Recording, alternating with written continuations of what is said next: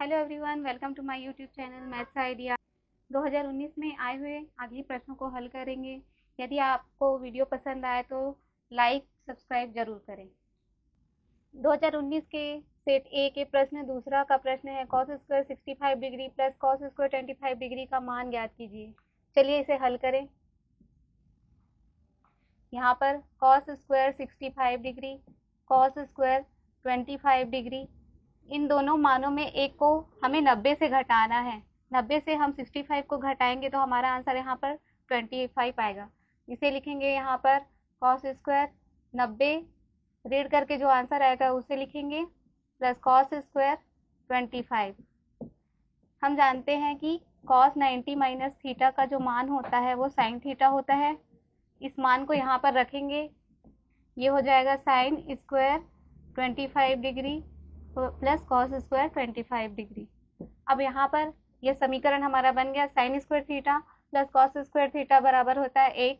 उसी प्रकार sine square 25 plus cos square 25 बराबर हो जाएगा हमारा एक आंसर। दूसरा हमारा प्रश्न सेट बी से है। सेट बी में प्रश्न आया था sine square 15 degree sine square 75 degree का मान ज्ञात कीजिए। इस दोनों मानों को फिर हम 90 से घटाकर लिखेंगे। तो इस बार हम इसे करेंगे 75 को 90 से घटाकर लिखेंगे तो हमारा आंसर यहाँ पर 15 आएगा। तो यहाँ पर हम 75 के जगह पर हम लिखेंगे 90, रेट जो आंसर आया है उसे लिखेंगे। फिर हम हल करेंगे, देखेंगे कि साइन 90 माइनस थीटा बराबर हमारा होता है कॉस थीटा। इस मान को हम यहाँ पर रखेंगे, ये हो जाएगा कॉस स्क्वायर 15 डिग्री। फिर हमारा आंसर यहाँ पर सूत्र है sine square theta plus cos square theta बराबर होता है 1।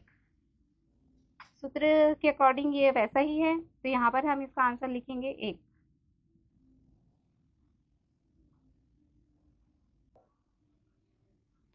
नेक्स्ट प्रश्न है sine square 35 degree sine square 55 degree का मान ज्ञात कीजिए। ये प्रश्न सेट सी में आया है 2019 के।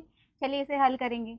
वापस वैसे ही 90 से घटा करके लिखेंगे, 90 में 35 को घटाएंगे तो हमारा आंसर आएगा 55। घटा करके इसके मान को लिखेंगे साइन स्क्वायर 90 रीड करके लिखेंगे 55, जो आंसर आएगा उसी को लिखेंगे प्लस साइन स्क्वायर 55 डिग्री। फिर यहाँ पर मान आ जाएगा कि हमारा साइन 90 माइनस थीटा बराबर होता है कॉस थीटा। सूत्र को साइड में लिखना है, ये हो जाएगा cos square 55 degree plus sine square 55 degree. वापस से हमारा फॉर्मूला है sine square theta plus cos square theta equal होता है यहाँ पर 1। तो यहाँ पर हमारा इसका आंसर हो जाएगा 1।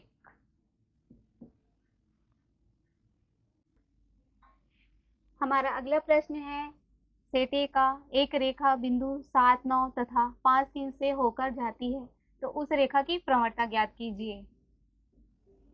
हल करेंगे, जो बिंदु है उसे लिखेंगे 7, 9, यहाँ है 5 और 3।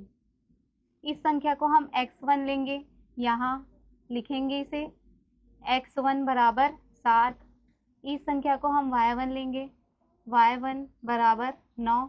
इस संख्या को हम x2 लेंगे, x2 बराबर 5 और इस संख्या को हम y2 लेंगे, y2 बराबर हो गया 3। क्योंकि हम जानते हैं रेखा की प्रवणता होती है y2 माइनस y1 बट्टे में होता है x2 माइनस x1। मानों को रखेंगे, y2 का मान है यहाँ पर 3, y1 का मान यहाँ पर है 9, x2 का मान यहाँ पर 5 है और x1 का मान यहाँ पर 7 है। हल करके इसे लिखेंगे, 9 में 3 घटाएंगे, 9 में 3 घटाएंगे तो हमारा आंसर आएगा 6। हम यहाँ पर देखेंगे बड़ी संख्या कौन सी, बड़ी संख्या 9 है, उसके सामने जो चिन्ह है वो चिन्ह लगाएंगे, तो ऋण है तो ऋण लगाएंगे नीचे में। इसे हल करके लिखेंगे, 7 में 5 घटाएंगे 2 आएगा। हम देखेंगे कि 7 के सामने ऋण है तो हम यहाँ पर ऋण लगाएंगे। यह भाग करेंगे तो 6 को 2 से भाग करेंगे तो इसका आंसर जो आ जाएगा वो 3 हो जाएगा। जब हम भाग करते हैं तो ऋण और ऋण रहता है तो वो कट के धन हो जाता है। इसी प्रकार सेट बी में भी आया हुआ है प्रश्न एक रेखा बिंदु 8, 5 तथा 10, 6 से होकर जाती है तो उस रेखा को की प्रवणता निकालिए। तो यहाँ पर बिंदु दिया है 8 5, दूसरा बिंदु दिया है 10 6। यहाँ x1 ये है, y1 जो बिंदु है ये है, x2 बिंदु और ये है y2 बिंदु। मानों को लिखेंगे यहाँ पर x1 इक्वल 8, y1 इक्वल है 5, x2 इक्वल है 10 एंड y2 इक्वल है 6। हम यहाँ प्रवणता का सूत्र लिखेंगे। प्रवणता का सूत्र है y2 minus y1 bye x2 minus x। y2 की वैल्यू है यहाँ 6, माइनस y1 की वैल्यू है 5, x2 की वैल्यू है यहाँ पे 10, माइनस x1 की वैल्यू है यहाँ पे 8। सॉल्व करके लिखेंगे 6 माइनस 5 इक्वल होगा 1 और 10 माइनस 8 इक्वल हो जाएगा 2। आंसर हमारा यही है 1/2। इसी प्रकार हमारे सेट सी में प्रश्न आया है, एक रेखा बिंदु 3 7 तथा 6 8 से होकर जाती है तो उस रेखा की प्रवणता ज्ञात कीजिए। बिंदु को लिखेंगे 3 7 और बिंदु है 6 8। यहाँ से इसके वैल्यू रखेंगे। ये है x1, ये है y1, ये है x2, ये है y2।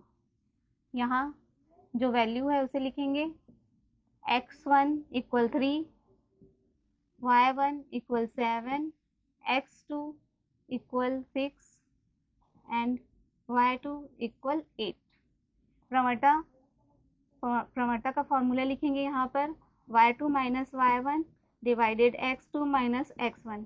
वैल्यू रखेंगे y2 इक्वल यहाँ पर है 8, y1 की वैल्यू है यहाँ पे 7, x2 की वैल्यू है यहाँ पे 6 एंड x1 की वैल्यू है यहाँ पे 3। सॉल्व करके लिखेंगे 8 माइनस 7 इक्वल 1 और 6 माइनस 3 इक्वल 3। तो हमारा जो प्रवणता है वो 1/3 है। अगला प्रश्न है हमारा, वर्ग समीकरण को हल कीजिए x² माइनस 10x इक्वल 0। तो यहाँ पर इसको सॉल्व करेंगे हम। यहाँ हम देखेंगे कि दोनों में हमारा x कॉमन है, x को हम कॉमन निकालेंगे। यहाँ पर रहेगा x, यहाँ पर रह जाएगा माइनस 10 इक्वल 0। अब इसको 2 पार्ट्स में डिवाइड करेंगे। एक वैल्यू हमारी यहाँ पर से हो जाएगी x इक्वल 0, दूसरी वैल्यू हमारी यहाँ से है x माइनस 10 इक्वल 0। यहाँ हम इसको पक्षांतर करेंगे तो x का यहाँ पे वैल्यू हो जाएगा 10। तो यहाँ से हमें दो वैल्यू मिले, x इक्वल 0 एंड 10।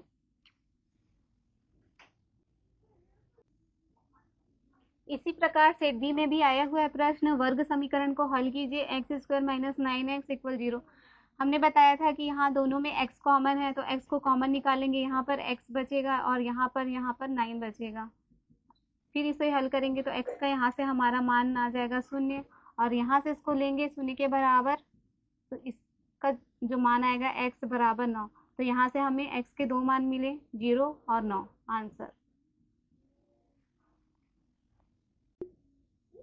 इसी प्रकार सेट सी में भी प्रश्न आया है, वर्ग समीकरण को हल कीजिए x² माइनस 11x इक्वल 0। वापस से हम यहाँ पर x को कॉमन निकालेंगे। अगेन यहाँ पे बचेगा x और यहाँ पर आएगा 11।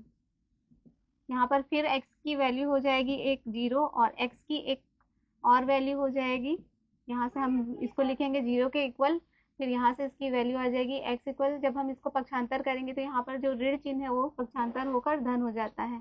तो इसकी दूसरी वैल्यू आ गई 11। तो इसके दो मान मिले, x बराबर 0 और x बराबर 11। ऐसे ही और वीडियो देखने के लिए चैनल को लाइक सब्सक्राइब जरूर करें।